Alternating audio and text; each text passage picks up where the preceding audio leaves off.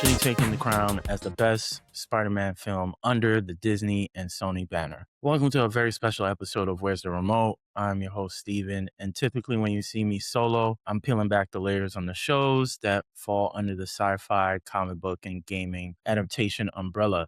But today, I'm here to give my immediate reactions to the latest film in the MCU, Spider-Man Brand New Day. Great film. I mean, literally just came out of the theaters. It was very enjoyable. I loved the approach that they took with it as a collective, the performances, as well as the storytelling, and just it being a bridge in the MCU in so many different facets. A well done job by everyone on the team and everyone that was involved. So I'll go through a very quick recap of the events of the film. And then there's obviously a bunch of stuff that I want to jump into in regards to the things that transpired. So let's go ahead and get started. Obviously, Peter is now out of high school, living with the consequences of his memory wipe. You see that he's often checking on Ned's social media, and MJ, of course, makes an appearance constantly as Ned and MJ are now roommates in their apartment in Manhattan somewhere or somewhere in the city. But we also get to see that Peter is operating in a more grounded New York. We're seeing a bunch of the different villains that have been teased in a lot of the trailers as well. We saw Tombstone, we saw Boomerang, we see Scorpion, the Hand.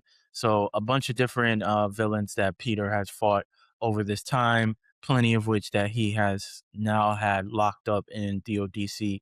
So we're in a much more grounded form of New York. But he's facing a world where the government forces like the DODC, are aggressively targeting superpowered individuals and newly emerging mutants. Obviously, the big conversation around the film itself was what character was Sadie Sink playing.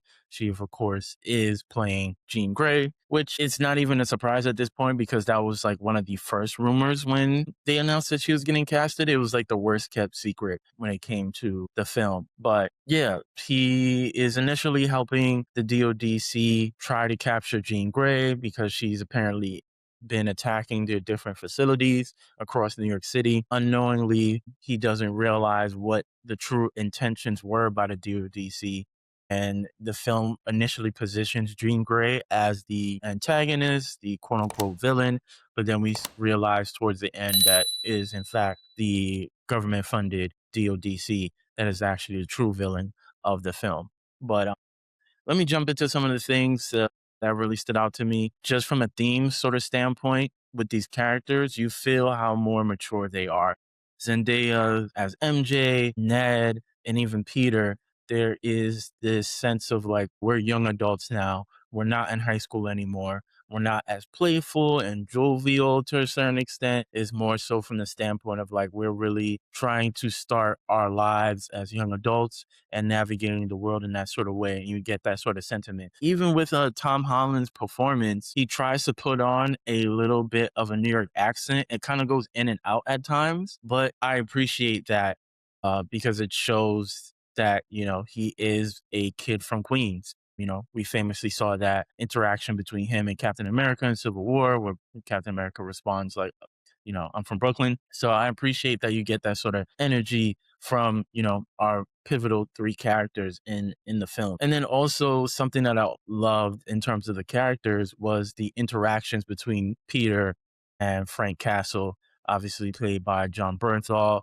who, if you've seen Daredevil season 2, one of the more standout performances that you will see in this entire franchise, comic book performances, period. And of course, he had his own TV show. And then earlier this year, we had Punisher, I believe it's One Last Kill, the little mini film that they shot right before this as well, that I believe came out a couple months ago, or maybe a month ago, can't remember. But I just love their rapport.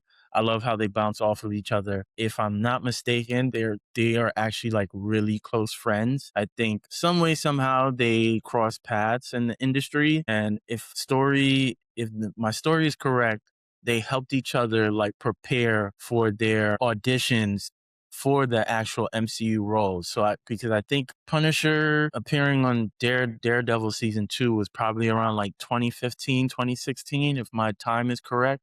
And I think that's right around the time that they were looking for actors to play Spider-Man for Civil War. And so they helped each other get prepare for the auditions for those roles, and they ended up getting it. And now we see a decade later that they're actually in this film, and you just absolutely love the rapport between the two characters.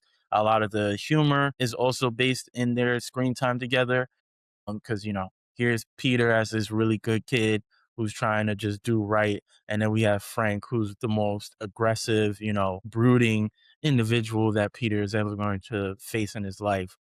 So I just love that sort of rapport. And then to kind of wrap that point up, I also love how in the fact that Frank obviously doesn't know that Peter Parker is Spider-Man. He never refers to him as Peter, Spider-Man, Spidey, or any form of that. He only refers to him as kid, which I thought was I enjoyed that aspect because it reminds me of how every time Punisher has interacted with Daredevil, whether it was the Netflix run or even in Born Again, he always refers to him as Red. He never calls him Daredevil. I don't even think he calls him Matt. Like he always calls him Red.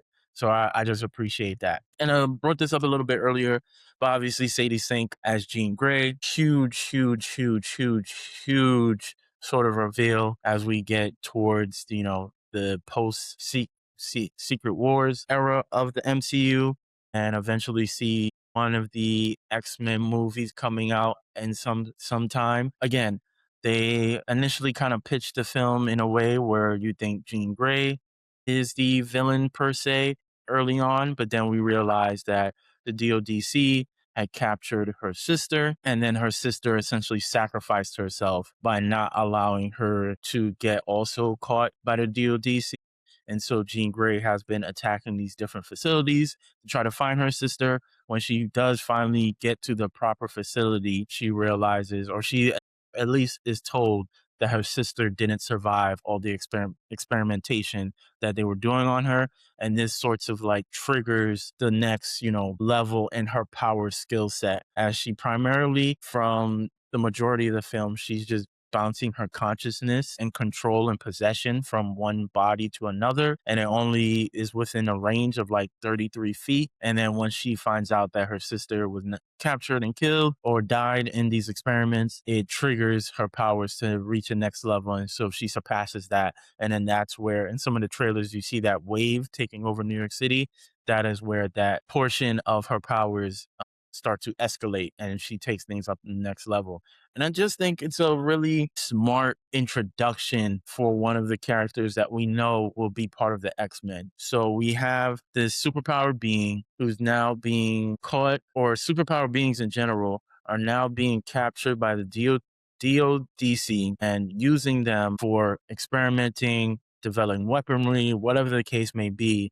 And so that is a perfect sort of bridge and segue to the X-Men, how they will be treated in this world, in this universe, which also leads me to a bit of the lore that I'll probably pick up on a little bit later in terms of like a theory. But I think it's just a great introduction to showcase it that way, of like, here's someone who was just minding their business, was, living their life. And then now we have this government funded agency essentially turning their life upside down. And I also think it was great because we do get the scene where her and her sister are in the park before her sister gets captured. And Jean talks about how their mother abandoned both of them essentially once their powers started to manifest. So we get this sort of sense of, these mutants who essentially have this sort of tortured lives because they get outcasted by their loved ones. And now they're going to soon to be outcasted by society and looked at as others and looked at as people that should be controlled and, put in certain institutions for the public safety. So I thought it was great, and we'll see how those stories play out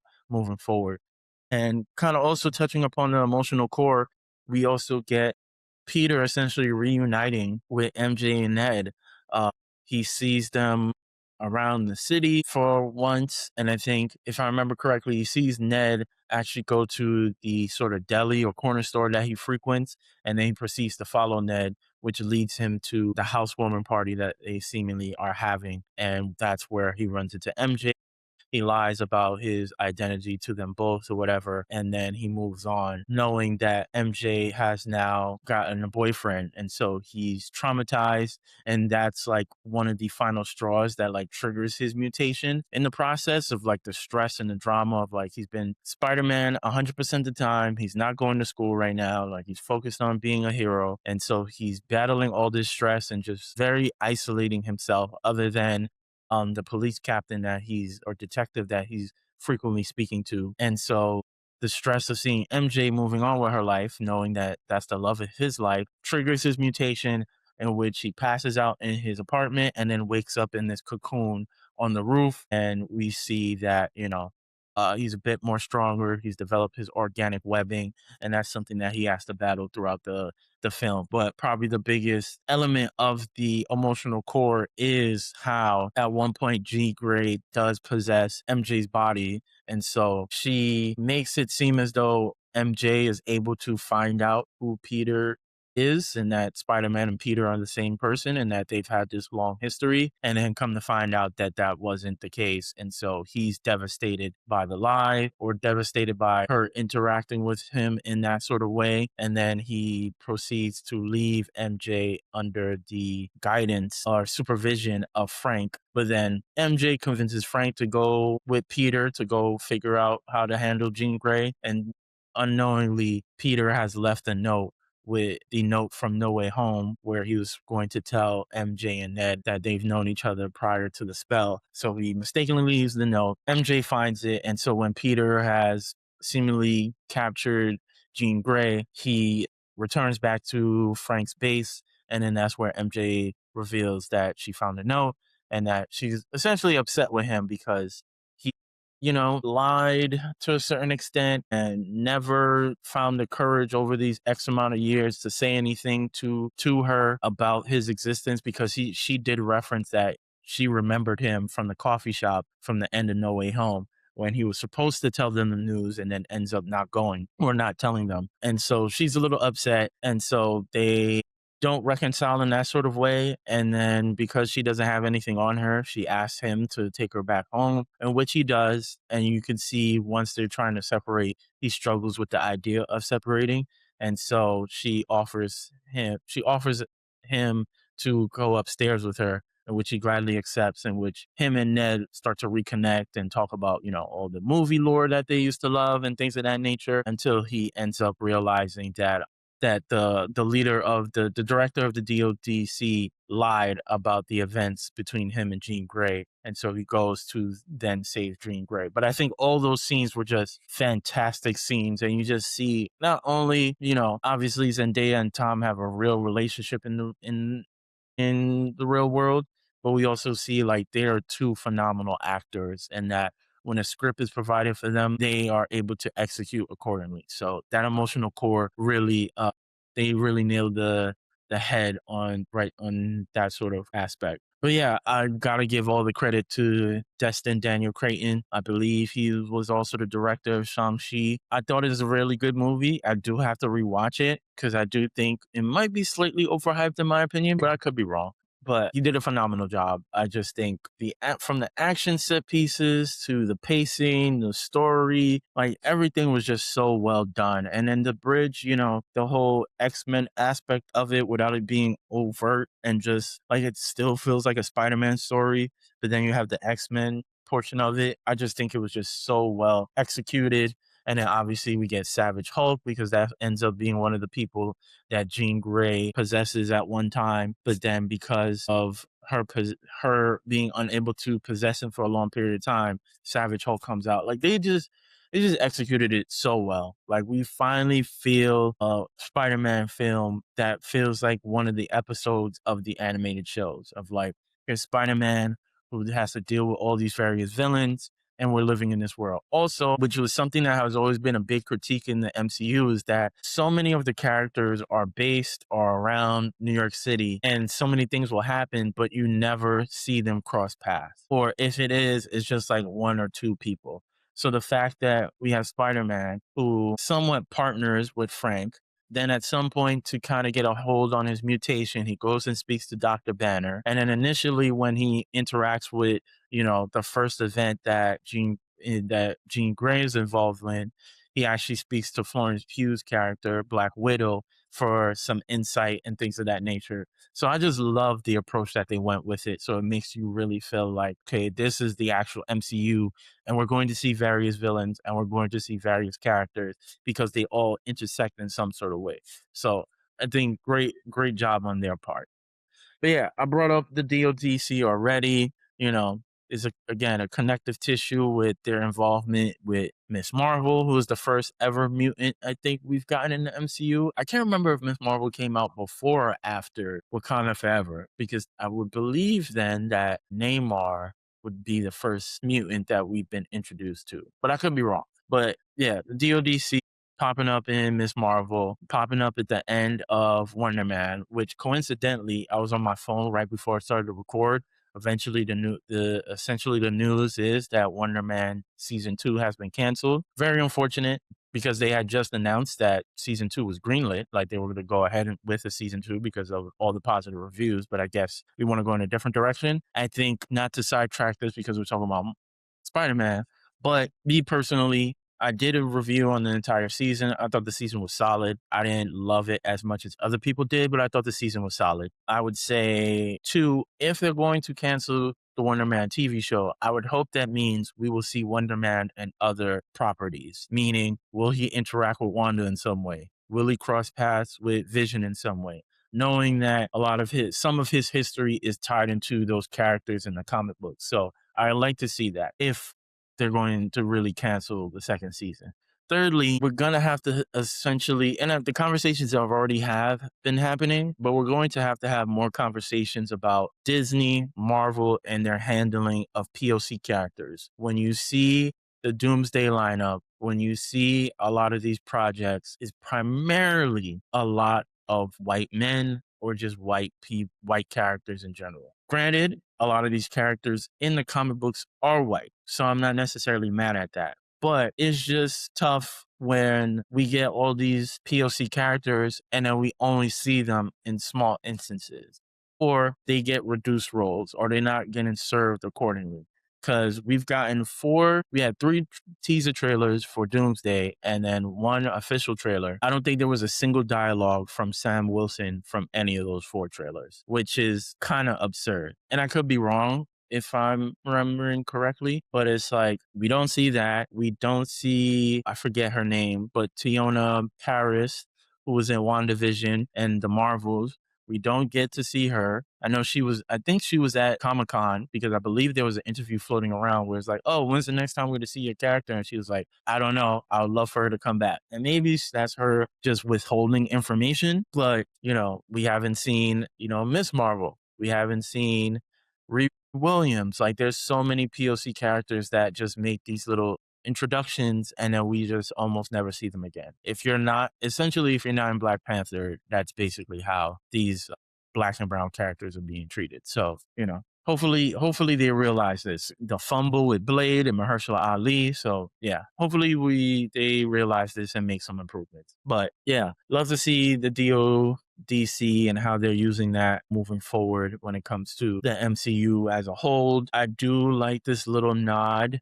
And then this could just also be a theory on my sort of standpoint. When we see Peter's mutation take over, it obviously increases his strength, it increases his speed, it increases his spidey sense, like it enhances everything within him. But you also see there's a level of aggression as well. When he has that fight with Scorpion, he is much more aggressive in his manner and injures a police officer who would just happen to be in the area. So we start to see the aggression there from his mutation. So I feel like that's a very slight and subtle nod to whenever he may interact with the symbiote, what kind of Peter Parker we could possibly get. Granted, in this mutation scenes, it's primarily him fighting. You don't really hear the dialogue as much, if I remember correctly. So it'd be very interesting to see how Tom will perform in that sort of way of like being a much more menacing and rude character or aggressive character in that way. So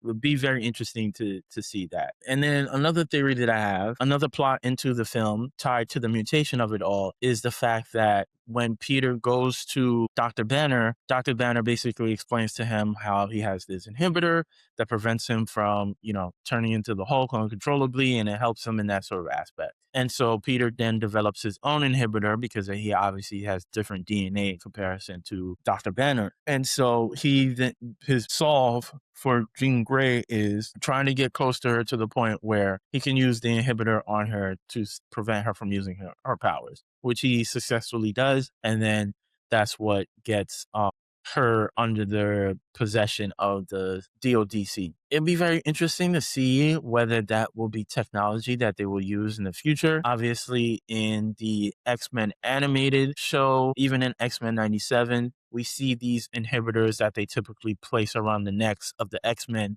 in which that prevents them from using their powers. I'm very interested to see whether those inhibitors will be used in the same way, because this was also something that he placed on the back of his neck. So it'd be very interesting to see if that pops up in some other way as well. So yeah. But then the last thing, unfortunately, this is a long line of post-credit scenes from Marvel that kind of just I didn't really need that. The post-credit scene is essentially, there's a joke in the film where Ned talks about using and developing a Spidey tracker so we could track Spider-Man's whereabouts. We see this Spidey tracker in the post-credit scene, and it says Spider-Man can't be found, Spider-Man can't be found. It leaves New York City, goes to outer space, and then Spider-Man has been found. And then it says Spider-Man will return, but it doesn't say Doomsday or Secret Wars. It's just Spider-Man will return, which 99.9% of people knew that was probably going to happen if you are somewhat a fan of this universe or a fan of the comics at all. We knew we was going to see Spider-Man again. So using that as a post-credit scene was kind of felt cheap in that sort of way. I wasn't with it. And then the last thing that I probably should have mentioned, I saw Tom on the red carpet for one of the premieres, and he was saying how the Spider-Man video game on PS5 or whatever system it was heavily influenced him in terms of how the character operates in terms of the action. And we see that with the acrobatics throughout the trailers, and you see it throughout the film as well. I thought it was well done. I also like the subtle nods of how Peter is very tech savvy. He has all this technology in his apartment. He has his own AI, EV, and then he also has his own crime tracker to be notified when things are happening around the city, which I thought was definitely a nod to the video games, because that's essentially how the video games work, where you have this tracker that tells you where to go to when it comes to the various crimes around the city for you to handle. But I think that's pretty much it in terms of the film itself. Again, it was really great. It's a near perfect mature evolution for Tom Holland's Peter Parker that I think just masterfully bridges the street level Marvel with the coming of the X-Men era. And we'll see more of what this version of this character would do moving forward. But if you're new to the channel, we typically do a 5 remote system, 1 remote being unwatchable, 5 remotes being all-time great peak cinema. In this case, I would have to give Spider-Man Brand New Day a 4.5. I think it's just such a tight and well done story that there isn't really anything that I could point out as a negative. It definitely felt a little bit long, but I also feel as though it was all relevant and all necessary. So I'm not even mad at that sort of approach with how they went about the film. So I really don't have anything negative to say about it. So appreciate everybody for tuning in. Make sure you like, comment, subscribe, do all those things. If you want to hear more of our in-depth reviews, make sure to tap into our Patreon. That'll also be linked in the bio or description as well, where we go back and rewatch a lot of legacy shows like True Detective, The Walking Dead, Lovecraft Country, and we're also doing an MCU rewatch. Normally, I probably would have done this with my co-host Regine, but she's not up to date. She stopped watching after Endgame. So that's why we're doing this rewatch, so that way she could catch up. And then we'll definitely jump back into this once it hits streaming, and then once it's on the timeline for everything that we have. Because I believe this is the only film and comes right before Doomsday. So we would definitely be tapping in again once we get to that point later in the year. So appreciate everybody for tuning in, and I'll catch you for the next one.